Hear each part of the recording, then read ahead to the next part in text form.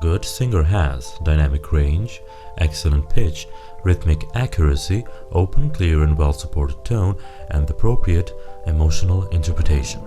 This is the most basic definition what a good singer is. All these years on YouTube, and one of the most commented thing is a vocal technique. Fandoms and a blog Critical Music made this into a very big issue all over the YouTube that singers with a bad vocal technique are bad singers, and the ones with a good one are better singers, and that their voices will remain in a good shape over the years, opposite of the decline of the bad ones. So let's analyze this and see what actually is a vocal technique, what makes a singer a good singer, and how singers who kind of talk sing very often off-key got better grade than the ones who can kill a very challenging songs. It is actually very simple. Legendary opera singer and one of the first vocal and singing educators and the founder of the Mozart University of Salzburg, Lili Lehmann, in her book My Art of Singing, explained it so simple and beautiful. Number 1, there are natural vocal attributes that comes naturally, such as vocal color, often described as dark, light, etc. Vocal weight, often described as dramatic, lyric, etc. Things like vocal power, we have singers with strong, bigger, smaller voices, etc. Vocal texture such as raspy, clear, creamy, even range is naturally limited.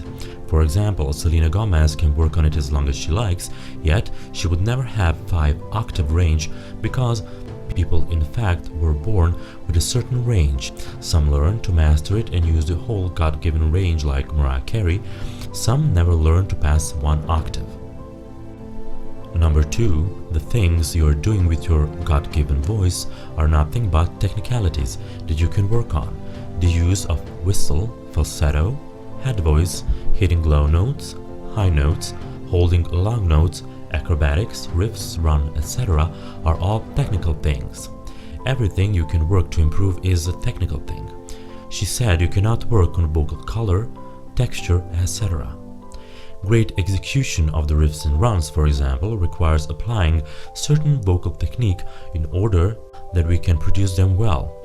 We cannot really see what is in Beyoncé's throat when she does it, but that is a vocal technique that she uses to execute riffs and runs like that. Number 3, there is no one vocal technique. Broadway singers, jazz singers, opera singers, R&B singers, they all have very different vocal technique, so that is the reason they sound very different.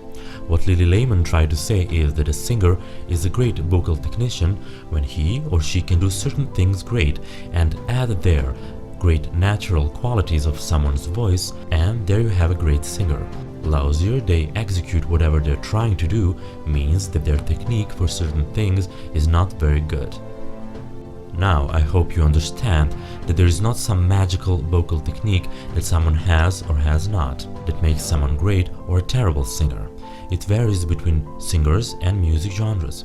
There is no universal technique that is applied in a critical music blog or in comment section on YouTube that someone has or has not. Simply there isn't. So, how do we see who is a great technician and who is not? Well, by listening. So tell me, how the hell on Critical Music blog Ariana Grande, Christina Aguilera and Jessie J are good as, for example, Gwen Stefani? They've got the same grade, and yet Gwen cannot do 80% of things vocally that these ladies can, from riffs, runs, falsetto, belting high notes, low notes, nothing like these ladies. Remember what I said about being able to do things right, and if you do them right, you're actually good. Christina has issues with over-singing and has tendencies to shout, but I listened to her masterclass and understood. She loves to sound like that. She said it gives you a raw emotion and grit. Patti LaBelle is one of those artists who can over-sing, and some people claims that she doesn't sing, that she's always screaming, but man, that so-called screaming sounds amazing. Rita, when she screams out in Spirit in the Dark, it's eclectic and it sounds like she is in some kind of religious trance. Also, we can read that bad technicians, because of their bad technique, will lose their voices eventually. Steven Tyler, rock legend who used drugs for decades, sang some of the hardest songs known to man, always live, is still killing it in his 70s, and people on my channel often wrote how he is a terrible technical singer, yet very few singers can try to sing his songs, and most of them fail, not understanding that that is his vocal style. Same as Celine Dion in All By Myself, David Foster produced Celine to sound exactly like that. Vocal legend Mariah Carey, who is known as a great technician, in 1996 gave us one of the best vocal eras in history of mankind, yet 2 years later her voice was quite different. And she never used drugs, not mentioning that in that period of time she had one world tour with 7 shows total, compared to the Celine Dion Falling Into You around the world that also started in 1996. She had 149 shows. Mariah did not sing that much compared to the other singers in that time, yet with that great technique every era of hers sound very different. And she still was in her 20s, and vocal decline became more and more evident in the years that came. Mariah's voice was and is a very fragile instrument. Maria Callas, who was one of the greatest opera singers of all time, eventually lost her voice. Was a bad technique? No, of course not. So, my question is a great vocal technique important to be a great vocalist? It is.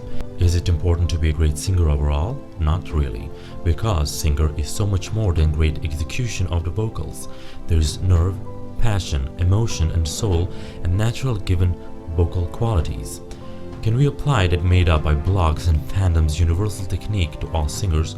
No, we can't, because every singer has a different voice, different vocal style and different approach to singing and performing. Can you imagine the world where everyone is well the same? Not really. If you like this video, be sure to subscribe, follow me on my Instagram account and support our channel by becoming a patron on Patreon, and with a bunch of rewards help us creating together a great content with your favorite artists. Bye.